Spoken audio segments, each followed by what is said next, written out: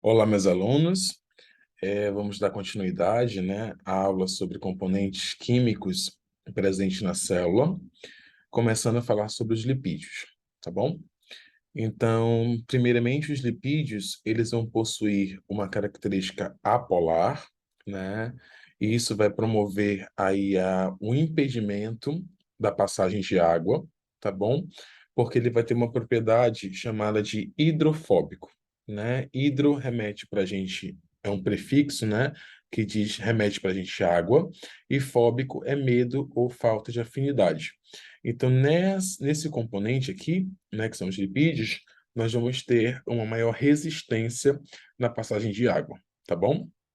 Esses componentes, essas macromoléculas, né, eles são unidos por um processo químico chamado de síntese de desidratação, ou seja, a perca da água, né?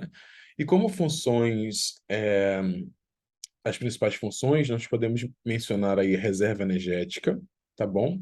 Porque o tecido adiposo ele vai favorecer isso para a gente, né? Lembrando que o ideal é que nós tenhamos um equilíbrio na presença desse componente, né? Então, se ele tiver, pela sua importância, se tiver, o que não pode acontecer é nós termos muito ou pouco, né? Sempre os extremos, eles não são bem-vindos ao nosso organismo, então, mas eles são necessários porque nós precisamos realmente de algumas propriedades, né, é, para a adequação do nosso organismo e fisiologia também, tá? Então, nós temos aqui também a função de isolante térmico e elétrico. Quando nós falamos de isolante térmico, nós estamos relacionando com a temperatura, principalmente as temperaturas mais baixas, né, o frio intenso, que esse tecido ele vai proteger muitos animais quanto a essa propriedade, e também como isolante elétrico, né, pelo fato de que nós constantemente, nosso sistema nervoso, por meio do tecido nervoso, ele realiza as sinapses, né, que são mecanismos de comunicação entre os neurônios. Então, esse isolante ele é necessário justamente para não viabilizar possíveis choques, né, no nosso organismo. Eles vão ser fundamentais na membrana plasmática, num grupo de lipídios específicos, né, chamado de fosfolipídios, onde nós temos um grupo fosfato, né, associado a esses lipídios, que vão dar a principal característica da membrana plasmática, que é a característica seletiva, né, ou seja, ela vai controlar o que vai entrar e o que vai sair da minha célula. Então, essa propriedade ela é destinada, oriunda, né, promovida principalmente pelos fosfolipídios. As gorduras, elas são solúveis em substâncias orgânicas, né? Ou seja, a água não vai ter afinidade aí, não vai conseguir dissolver essas gorduras.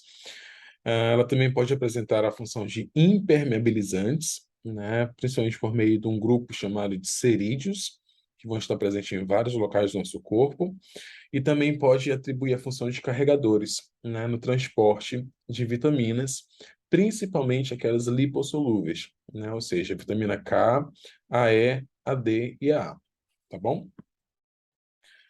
Quanto à classificação dos lipídios, nós temos alguns tipos e vamos começar a falar agora sobre lipídios simples, né, que podem ser representados pelos glicerídeos, as ceras e os esteroides. No primeiro grupo aí, são os glicerídeos, nós temos na sua estrutura química, tá, um grupo chamado de ácido graxo, que é um ácido carboxílico que nós já vimos nas aulas anteriores, com mais de 11 carbonos, né? Então, é uma molécula bem grande, associada a um grupo chamado glicerol. Quando essas duas estruturas, esses dois componentes, eles são unidos, vão dar origem a um triglicerídeo, né? Esses glicerídeos eles podem ser divididos, né, subclassificados em saturada, insaturada, cis e trans. O que essas gorduras remetem para a gente? Vocês vão estudar muito melhor isso, de uma forma mais complexa, né, lá na bioquímica, mas a princípio nós precisamos saber que duas coisas podem influenciar nessa classificação. A primeira delas é o tipo de ligação que nós vamos ter. Quando nós falamos de gorduras saturadas, saturada começa com S, né? Então vocês vão lembrar somente de ligações simples, tudo bem? Já nas gorduras insaturadas, nós vamos ter a presença, né, de ligações duplas e triplas. Quanto às gorduras cis e trans, eu até comentei nas nossas aulas presenciais, né? Nós temos aí a maior pureza dessa gordura, tá? E baixa quantidade de água. É o que vai mudar aí a conformação desse produto, né? Eu até mencionei a questão da manteiga e da margarina, do azeite de oliva, né? Aquele que vai ser o convencional ou aquele extra virgem. Ou seja, quanto mais quantidade de água tiver, menos puro vai ser esse componente, tá bom? Então, essas são duas informações complementares para classificar esse tipo de gordura. Nós temos o segundo grupo, que são os cerídeos, né? A principal função deles é a propriedade impermeabilizante, ou seja, vai bloquear a passagem de água, tá bom? E ele vai estar presente em alguns vegetais, né? Também nas favas de mel e no nosso organismo, principalmente nos ouvidos, né? Formando aí a famosa cera de ouvido. O terceiro grupo, nós temos os esteroides. Esses esteroides, o principal deles é o colesterol, tá bom? E esse colesterol ele pode ser classificado em alguns subgrupos, né? O famoso LDL, HDL e VLDL. Nessa tabela aqui, eu faço um pequeno resumo para vocês da função, né, e da importância desses tipos de gordura no nosso organismo. Então, nós temos o LDL, que é uma sigla, né, que quer dizer lipoproteína de baixa densidade, né? A sua função é transportar o colesterol do fígado até as células. Só que algumas vezes, pela quantidade de gordura que nós temos, né, no nosso organismo, por meio da ingestão inadequada, né, essas gorduras elas podem ficar presas nas artérias e nos vasos sanguíneos, promovendo um quadro patológico chamado de aterosclerose, que é o famoso entupimento de artérias, né? Isso pode resultar aí a infartos, né, e diversas comorbidades para o organismo. Então, por esse motivo, ele é chamado de colesterol ruim, tá bom?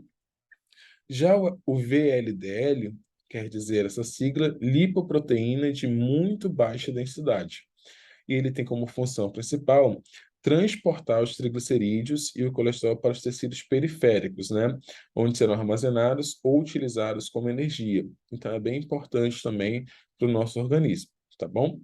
E o HDL, né? Nós temos aí a lipoproteína de alta densidade, que a função principal é levar para o fígado todo o LDL que foi encontrado pelo caminho, ou seja, ele vai fazer a função de faxineiro do LDL.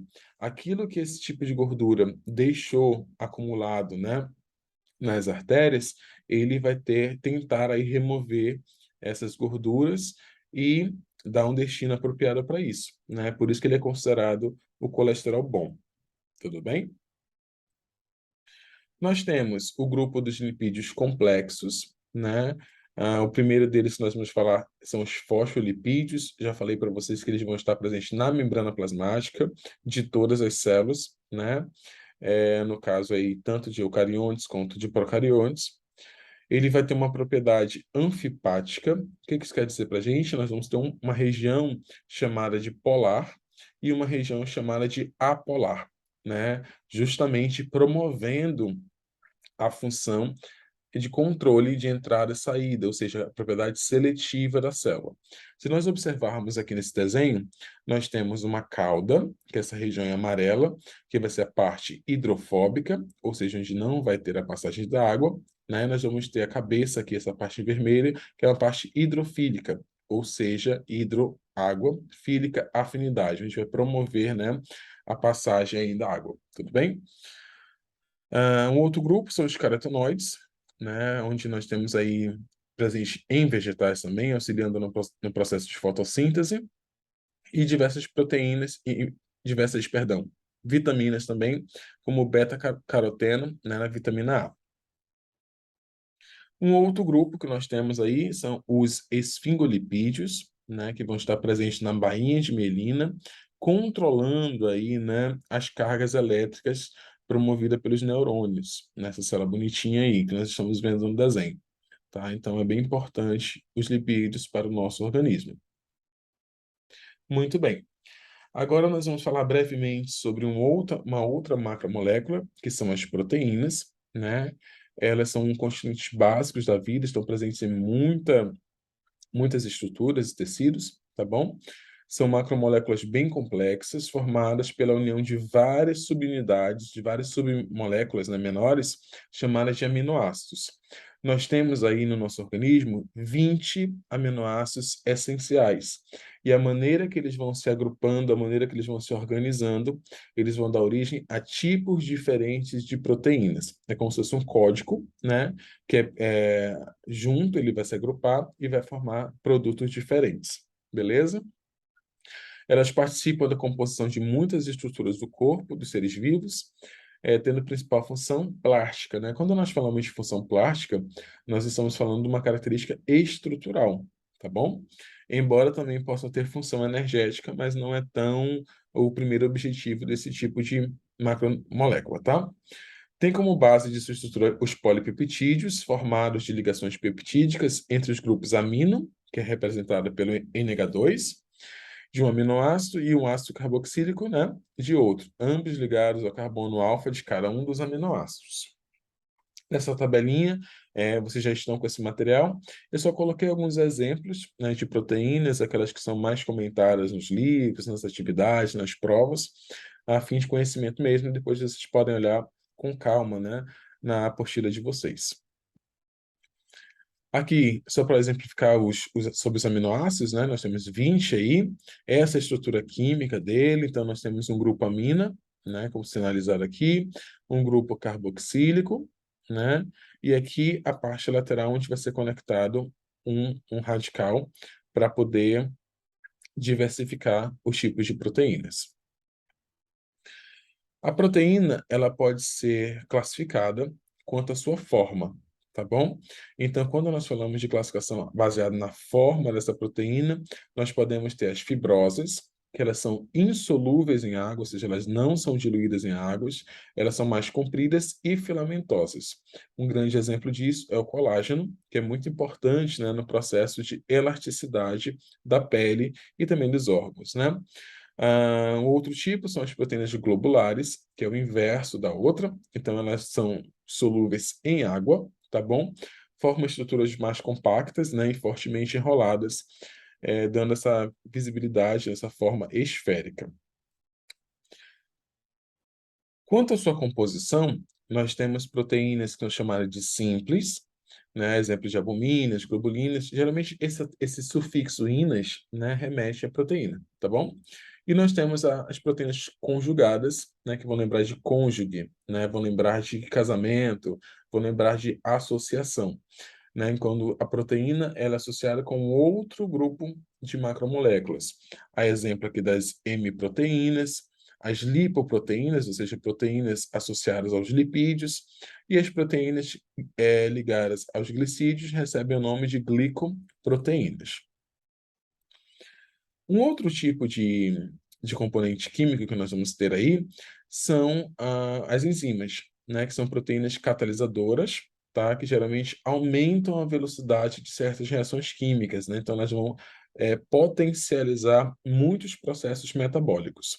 Nessa tabelinha nós podemos ver também alguns bem conhecidos, né, a enzima lipase, que vai facilitar a digestão de lipídios, a lactase, que vai facilitar a digestão da lactose, né? A catalase, que facilita a decomposição da água oxigenada, e a amilase, que vai facilitar a digestão do amido. Inclusive, nas aulas presenciais, nós falamos sobre as pessoas que têm intolerância à lactose, né? Porque elas não produzem essa enzima e, consequentemente, elas não podem consumir esses produtos à base de leite, né? Por conta de processos de má digestão, né? Hoje em dia nós já temos essa lactase sintetizada no laboratório, então a pessoa vai lá, toma um comprimidinho e algumas horas depois ela pode consumir, né, esses derivados de leite. Esse ácido nucleico eu vou deixar para uma próxima gravação. Então, muito obrigado, espero que vocês tenham gostado e revisem essa aula quantas vezes forem necessárias, tá bom?